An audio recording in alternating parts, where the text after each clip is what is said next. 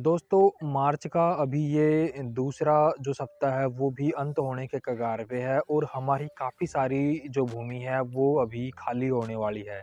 जिनमें आपने गेहूँ की बिजाई कर रखी थी या सरसों की बिजाई कर रखी थी, वो खेत अब अपने खाली होने वाले हैं। तो उन खाली जो ज़मीन है उनमें हम इस 2-3 गर्मी के महीना जो गर्मी का है, इसमें हम कुछ इस तरह की फसलें या इस तरह की सब्जियाँ लगा कर के और एक अच्छा और मोटा मुनाफ़ा है वो कमा सकते हैं। तो आज इस वीडियो में हम इसी के बारे में बात करेंगे कि वो कौन-कौन सी जो फसलें हैं, जो पर्सनली मैं खुद भी इस गर्मी के सीज़न में अपने जो खाली खेत है, उनमें डालता हूँ और एक अच्छा मुनाफ़ा है, वो कमाता हूँ। तो आज इसी के बारे में हम काफ़ी डिटेल से चर्चा करने वाले हैं। तो स्वागत है सभी प्यारे किसान साथियों का एक बार फिर से अपने इस YouTube channel village farming Alwar पे। आप जो भी नए साथी हैं, वो चैनल पे पहली बार आए हैं, वो इस चैनल को सब्सक्राइब कर सकते हैं, जिससे इस तरह के वीडियोज़ आगे भी आपको मिलते रहें। चलिए फिर सीधे अपने पॉइंट पर आते हैं। दोस्तों, वीडियो शुरू करने से पहले एक बात मैं आपको और बता दूँ कि गर्मियों की जो अपनी फसल होती है, उसमें पानी की हमें एक आवश्यकता होती है, वो रेगुलर बेस पे होती है। तो ये फसल वही किसान भाई ले सकते हैं जिनके पास में जो पानी की मात्रा है वो उपलब्ध हो। यदि जिन किसान साथियों के पास में पानी की समस्या है तो वो फिर इससे जो फ़ायदा है वो नहीं ले पाएँगे। तो सर्वप्रथम हम बात कर लेते हैं अपनी पहली जो गर्मी की फसल है वो है पालक। तो सभी किसान साथियों को पता है कि जो अर्ली पालक की खेती जिन्होंने कर रखी थी, वो मई के एंड तक आते-आते या जुलाई तक वो ख़त्म होने के कगार पर हो जाएँगी और जैसे-जैसे गर्मी बढ़ेगी, वैसे-वैसे पालक की जो मार्केट में डिमांड है, वो बढ़ना स्टार्ट हो जाएगी। तो इस समय आप यदि पालक की खेती करते हैं, तो लगभग वो अप्रैल के आधे में शुरू हो जाएगा आपका चलना और एक अच्छा और बेहतरीन जो भाव है, वो आप मार्केट में उसका ले पाएँगे। दूसरी जो अपनी फसल होती है, वो होती है धनिये की फसल। धनिया एक इस तरह की फसल है जिसकी खेती हम 12 महीने में हमेशा कर सकते हैं और गर्मियों में इसकी काफ़ी अच्छी डिमांड है, वो भी देखने को मिलती है। तो आप धनिये की जो खेती है वो 2 तरीके से कर सकते हैं। आप मैड बनाकर भी इसकी खेती कर सकते हैं या साथ में आप इसको छींटा विधि से खेत में डाल कर के और सीधा उसमें कल्टीवेटर लगा कर के और इस तरीके से भी धनिये की खेती है वो कर सकते हैं। इसका सेपरेट वीडियो वो भी मैंने चैनल पे डाल रखा है, तो वो भी आप वहाँ से देख सकते हैं। दूसरी सब्ज़ी के बारे में हम बात करें तो वो अपने पास में आती है देसी टिंडा की जो अपने पास में सब्ज़ी है।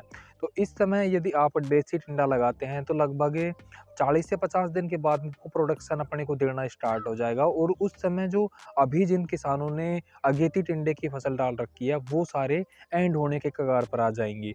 तो आपको एक अच्छा भाव है, वो उसका मार्केट में मिलेगा। टिंडे का जो भाव है, मैं हमेशा इस वक़्त डालता हूँ तो 40-50 रुपए से कम है इसका भाव है, कभी भी गर्मियों के अंदर नहीं होता है। तो आप टिंडे की जो खेती है, वो इस वक़्त कर सकते हैं। दूसरा हमें अगली जो फसल आती है, वो आती है बैंगन की फसल।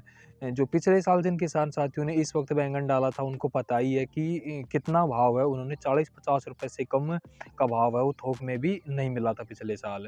और ये एक ऐसी फसल है जिसको एक बार हम लगाएँ तो पूरे साल भर जो इसमें हम प्रोडक्शन है, वो ले सकते हैं। तो आप जो बैंगन की खेती है, वो भी अभी कर सकते हैं। अगली जो खेती आती है वो ग्वार की जो अपने पास में हरी सब्जी वाली फसल है, उसके बारे में।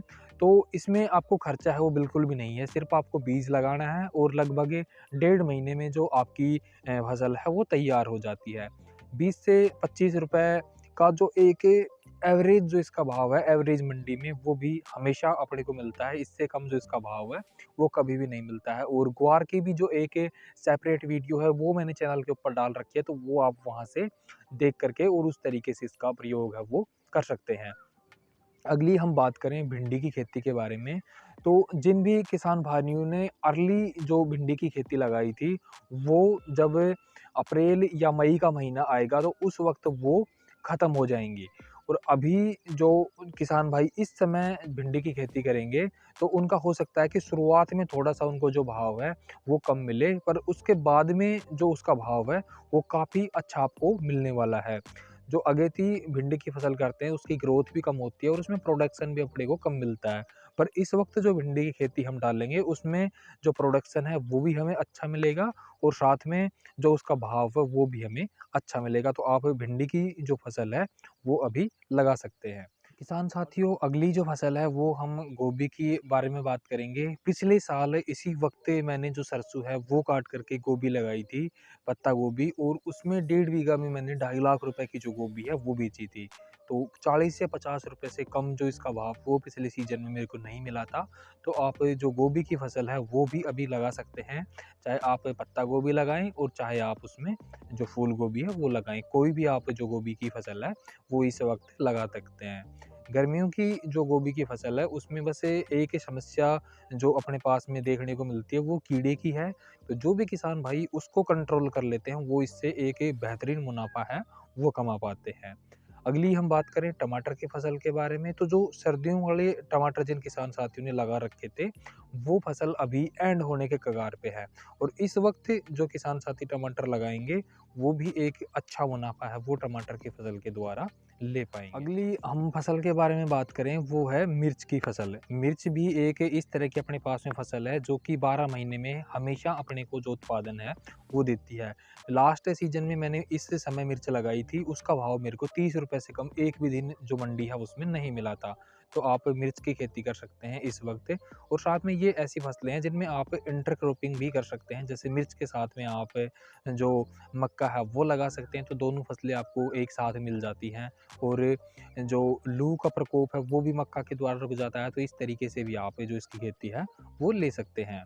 अगला अपने पास में बात करें तो जो प्याज होती है जिसको उखाड़ करके सीधा आल की प्याज भी कई कई जिसको बोला जाता है, उसकी फसल भी आप ले सकते हैं। 12 महीने वो भी अपने पास में चलती है, और गर्मियों के सीज़न में उसका जो भाव है वो 25-30 रुपए से कम आपको कभी भी नहीं मिलेगा, तो वो आप लगा सकते हैं।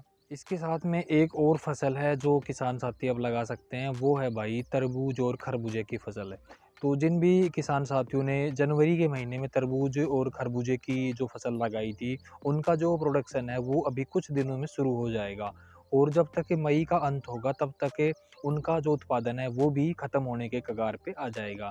ऐसे में जो किसान साथी अभी जो तरबूज की खेती लगा रहे हैं, उनका उत्पादन है वो उसके बाद में जब मई में उनका उत्पादन ख़त्म होगा, उस समय इनका उत्पादन शुरू हो जाएगा।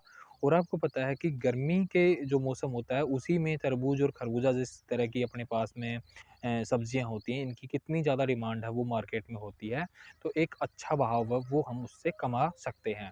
तो जो भी किसान साथियों मैंने आपको 7-8 जो फसलें बताई हैं, इनमें से कोई से भी आप फसल लगा सकते हैं, या आप इनको बड़े एरिया में ना करके और थोड़ी-थोड़ी करके, और सारी भी जो आपके पास में जो मैंने आपको बताई हैं, ये सारी आप लगा सकते हैं, और आप देखेंगे कि कितना अच्छा जो मुनाफ़ा है वो आप इन फसलों के द्वारा कमाते हैं। तो आज के इस वीडियो में इतना ही, मिलते हैं एक नए वीडियो में नए टॉपिक के साथ, तब तक के लिए सभी किसान साथियों को जय हिंद।